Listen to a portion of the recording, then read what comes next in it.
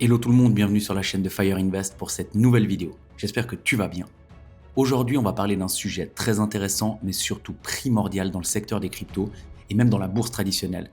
Je suis sûr que tu t'es déjà demandé comment savoir si un projet crypto est légitime et est fait pour durer ou simplement de passage, voire même un scam. Si oui, tu es au bon endroit. Dans ce guide, je vais te présenter une méthode en 10 étapes clés pour analyser une crypto avant d'investir. Cette méthode, elle repose sur l'analyse fondamentale. C'est une approche qui te permettra de réduire les risques. Une bonne analyse, elle est essentielle pour identifier des projets aux fondamentaux solides, tout en te protégeant des nombreuses arnaques qui circulent dans le secteur. Ça te permettra aussi de mieux comprendre. Tu seras capable d'identifier les projets qui répondent à de vrais besoins et surtout d'investir en confiance. Une méthodologie claire, elle te permet de prendre des décisions réfléchies. Et l'objectif, c'est d'éviter les pièges, de repérer les projets solides et d'investir avec sérénité. Cette méthode, elle s'adresse à tous ceux qui veulent investir intelligemment, que tu sois débutant ou déjà expérimenté. Allons voir tout ça.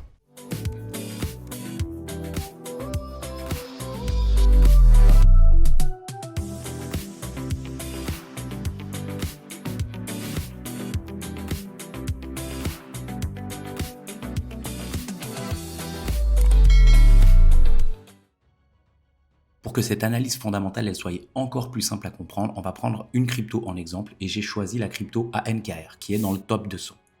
Le point 1 de cette analyse, c'est analyser l'équipe fondatrice. Il va falloir aller sur le site internet du projet et c'est souvent là que tu vas trouver des informations cruciales sur l'équipe, dans la section team ou à propos. Et là, il faudrait retrouver justement des informations comme le nom des fondateurs, des photos et des liens vers les réseaux sociaux.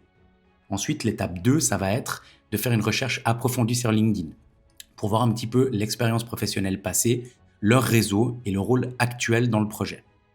L'étape 3, ça va être de vérifier leur présence dans les médias et dans les annonces officielles.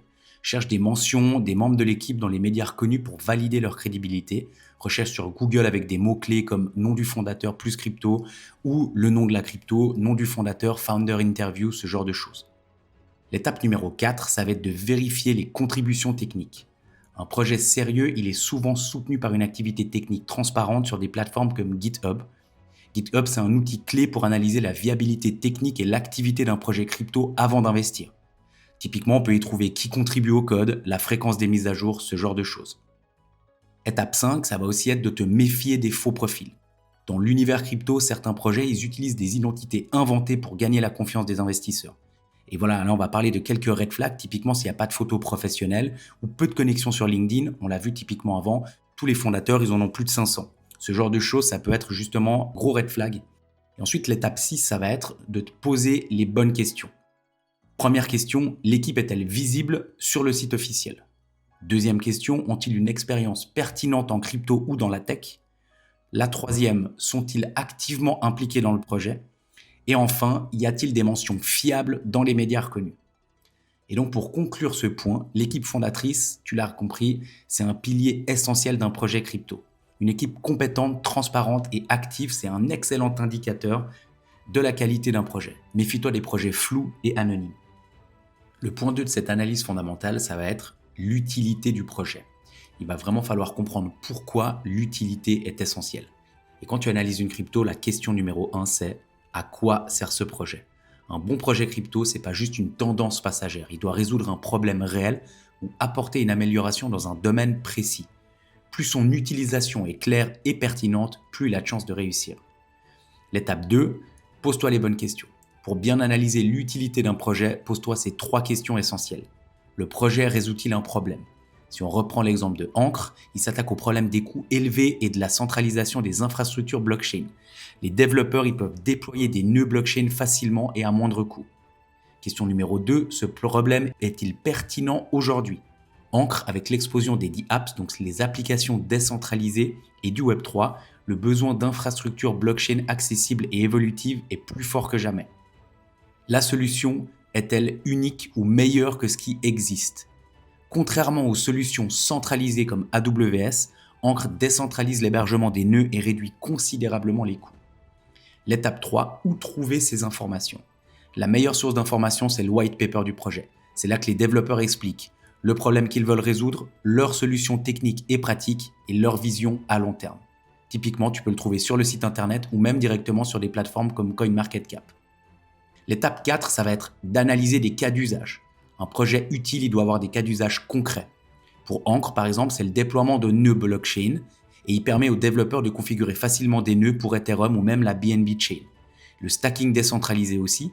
Les détenteurs de crypto, ils peuvent stacker leurs actifs via Ancre et gagner des récompenses sans dépendre de plateformes centralisées.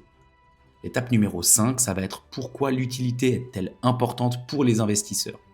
Un projet avec une utilité claire, il attire les utilisateurs qui viennent pour utiliser le service, les développeurs qui construisent des projets autour de la crypto et les investisseurs.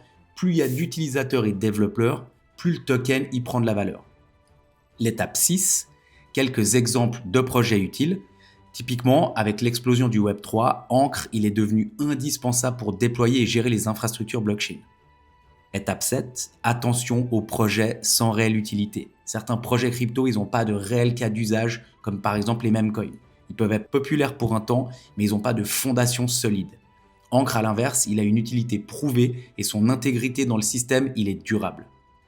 L'étape 8, ça va être des petites astuces pratiques pour évaluer l'utilité d'un projet. Déjà, lis le white paper, comme on l'a dit, évalue la demande, vérifie si le projet il est utilisé ou si c'est qu'une idée, et vérifie les partenaires. Typiquement, Ancre travaille avec Microsoft et Tencent. Donc, tu l'auras compris, pour savoir si une crypto a un futur, regarde son utilité.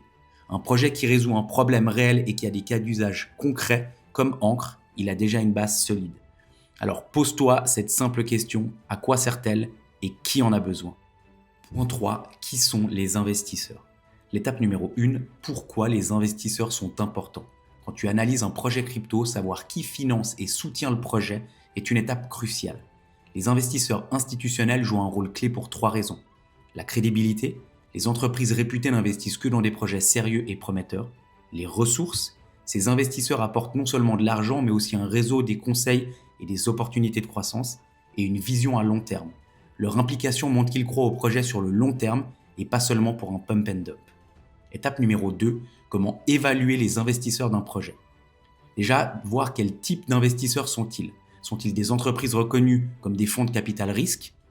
Est-ce que c'est des personnalités influentes ou des fondateurs d'autres projets crypto? Le montant des fonds levés, combien d'argent a été levé? Plus la levée de fonds est importante, plus le projet a de chances de réussir. Et le timing.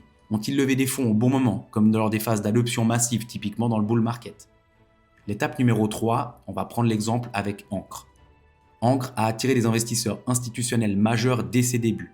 Parmi ses premiers soutiens, on trouve des fonds de capital risque comme Pantera Capital, qui est connu pour soutenir des projets crypto innovants. En plus de ça, Ancre a annoncé des partenariats stratégiques avec Microsoft et Tencent Cloud, ce qui renforce sa crédibilité. Ces partenariats y montrent que des entreprises tech de premier plan considèrent Ancre comme un acteur sérieux dans l'écosystème Web3. L'étape numéro 4, où trouver ces informations? Comme on l'a déjà dit avant, sur le site officiel, tu peux voir ce genre d'informations. Tu peux aussi aller chercher des annonces officielles sur Twitter, Reddit, ce genre d'endroits, ou sur des plateformes spécialisées comme Coindesk, Cointelegraph, ce genre de site. L'étape numéro 5, ça va être pourquoi cela devrait t'intéresser en tant qu'investisseur. Les investisseurs institutionnels jouent un rôle clé dans le succès d'un projet pour plusieurs raisons. La stabilité et les ressources. Leur implication montre que le projet a un financement stable pour se développer. L'effet de levier sur la communauté. Quand des grands noms soutiennent un projet, cela attire les investisseurs et les investisseurs individuels. Et la preuve de qualité. Ces acteurs font des recherches approfondies avant d'investir. Leur présence est donc une preuve indirecte que le projet il est solide. L'étape numéro 6, attention aux fonds investisseurs et aux annonces exagérées. Certains projets, ils n'hésitent pas à mentir ou exagérer sur leur soutien pour attirer des fonds. Typiquement, si tu n'as pas de preuve officielle qu'il y a des partenariats, de l'absence de détails ou aucun historique. Et les red flags à éviter en point numéro 7, pourquoi aucune entreprise ne s'est associée à ce projet? Les fonds levés sont-ils transparents? Et les entreprises mentionnées ont-ils un historique de succès?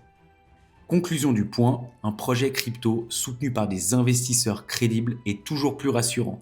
Des exemples comme Ancre, on l'a vu, soutenu par Pantera Capital et en partenariat avec Microsoft, montrent comment des investissements solides peuvent renforcer un projet. Pour le point 4 de cette analyse, on va maintenant parler de qui sont les partenaires. L'étape numéro 1, ça va être de te poser la question pourquoi les partenaires sont importants. Les partenariats sont une preuve que le projet crypto est bien intégré dans son écosystème. Mais pourquoi c'est important pour toi en tant qu'investisseur? La crédibilité accrue. Quand un projet collabore avec des entreprises établies, cela renforce sa légitimité. L'adoption et l'intégration. Les partenaires permettent au projet de s'intégrer dans des systèmes existants, augmentant son utilisation réelle. Et c'est aussi un soutien technique et financier. Les collaborateurs offrent souvent des ressources supplémentaires comme des infrastructures ou du financement. L'étape numéro 2, comment évaluer les partenaires d'un projet. Pour analyser la quantité de partenaires, pose-toi ces questions clés. Qui sont les partenaires? Ce sont des entreprises reconnues ou des startups sans expérience? Le partenariat est-il stratégique, technologie, financier ou purement marketing? Quel est l'impact de ce partenariat? Est-ce que ces collaborations augmentent l'utilité du projet? Est-ce qu'elles facilitent son adoption pour un plus grand nombre d'utilisateurs? Et y a-t-il des annonces officielles? Méfie-toi des partenariats annoncés sans preuve, un simple tweet ou ce genre de choses. Les projets sérieux font des annonces transparentes sur leur site officiel ou dans des médias crypto. Étape numéro 3, on va passer à un petit exemple concret avec Ancre. Partenariat stratégique, on l'a déjà parlé, avec Microsoft et Tencent et l'impact. Ces partenariats y permettent à Ancre de proposer des solutions d'hébergement blockchain accessibles aux développeurs et entreprises, augmentant son adoption dans le Web3. Étape numéro 4, où trouver l'information sur les partenaires. De nouveau, tu peux le trouver sur les sites officiels, sur des annonces officielles, dans les réseaux sociaux, sur des plateformes spécialisées, et vérifie toujours la crédibilité. Les partenariats mentionnés sont-ils reconnus dans le secteur? Exemple pour Microsoft et Tencent, bien sûr, qui sont leaders mondiaux, ça renforce leur impact, ça c'est une certitude. L'étape numéro 5, pourquoi cela devrait t'intéresser en tant qu'investisseur? Les partenariats stratégiques montrent que le projet n'est pas isolé, mais fait partie d'un écosystème plus vaste. Voici pourquoi c'est important pour toi. L'augmentation de l'adoption. Les collaborations rendent les projets accessibles à un plus large public.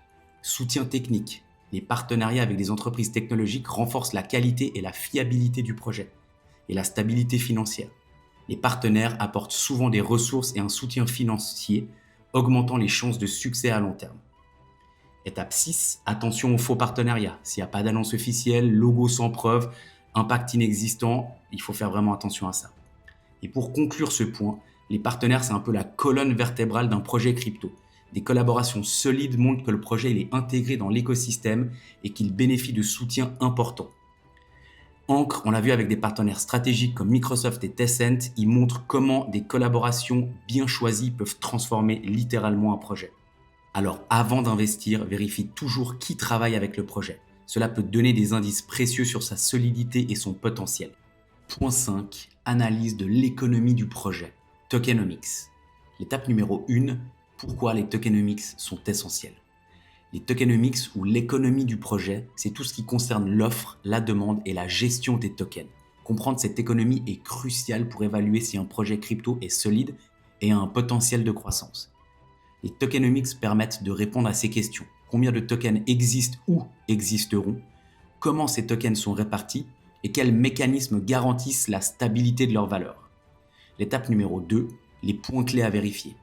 Pour analyser les tokenomics d'un projet, voici les 3 aspects essentiels à examiner. 1. La supply totale et circulation actuelle. La supply totale est le nombre maximum de tokens qui pourront exister. Et la circulation actuelle, circulating supply, est le nombre de tokens actuellement en circulation. Exemple pour Ancre, sa supply totale est de 10 milliards de tokens et la circulating supply est d'environ 9 milliards au moment où je fais cette vidéo. L'impact, une grande partie est déjà en circulation, réduisant le risque d'une dilution massive future. La répartition des tokens. Analyse la répartition entre différentes catégories, équipe et fondateurs, partenaires stratégiques, communauté et récompenses, stacking, airdrop, développement du projet. Pour Ancre, typiquement, les tokens ils sont répartis de manière transparente. Une part significative est allouée à l'écosystème pour encourager l'adoption. Une partie est destinée aux développeurs et partenaires, mais reste dans des proportions raisonnables. Et ensuite, le mécanisme d'inflation et ou de déflation. Certains projets mettent en place des mécanismes pour contrôler la valeur des tokens. Le burn, les tokens sont détruits pour réduire l'offre totale, ou le stacking, les utilisateurs bloquent leurs tokens en échange de récompenses, diminuant l'offre disponible sur le marché. Étape numéro 3, où trouver les informations sur les tokenomics. CoinMarketCap, recherchez le token et consultez la section Tokenomics et Circulating Supply. CoinGecko, c'est exactement le même type de site CoinMarketCap, et aussi dans le white paper du projet. Étape numéro 4, ce que les tokenomics révèlent du projet. Les tokenomics peuvent te donner des indices cruciaux sur un projet. Projet durable, si l'offre est limitée et bien contrôlée, cela favorise une augmentation progressive de la valeur. Projet risqué, une équipe qui détient une part disproportionnée des tokens peut manipuler le marché. Projet avec un potentiel de croissance, des mécanismes comme le stacking ou le burn montrent que l'équipe pense à long terme. Étape 5, attention aux red flags. Inflation élevée, si de nombreux tokens sont encore en libération, cela peut entraîner une pression et la baisse sur le prix. Manque de transparence, si les tokenomics ne sont pas expliqués clairement, méfie-toi. Répartition déséquilibrée, si une majorité des tokens est contrôlée par l'équipe ou quelques investisseurs, cela peut causer des manipulations. Donc tu l'auras compris, ce point d'analyse de la tokenomics, c'est comprendre la dynamique économique d'un projet. Des exemples comme Ancre avec ses mécanismes de stacking et sa transparence montrent l'importance de cet aspect. Avant d'investir, prends toujours le temps de vérifier la supply totale et celle en circulation, la répartition des tokens et les mécanismes pour stabiliser ou augmenter la valeur. On vient maintenant de couvrir les 5 premières étapes clés pour analyser une crypto comme un pro. C'est que la première partie de ce guide complet. Dans la prochaine vidéo, on continuera avec les 5 étapes suivantes pour aller encore plus loin dans l'analyse fondamentale. Alors reste bien connecté, ça arrive très vite. Et pour t'aider dans cette analyse, un document PDF gratuit est disponible sur mon site sous le nom de Crypto Analyse Fondamentale. Il te permettra de suivre étape par étape et de structurer tes recherches. Télécharge-le dès maintenant sur fireinvest.ch. Et si cette vidéo, elle t'a aidé, n'oublie pas de liker pour soutenir la chaîne, t'abonner pour ne pas rater la suite et activer la cloche pour être alerté dès que la deuxième partie est en ligne. À très bientôt, bonne semaine et souviens-toi, agis aujourd'hui pour devenir demain.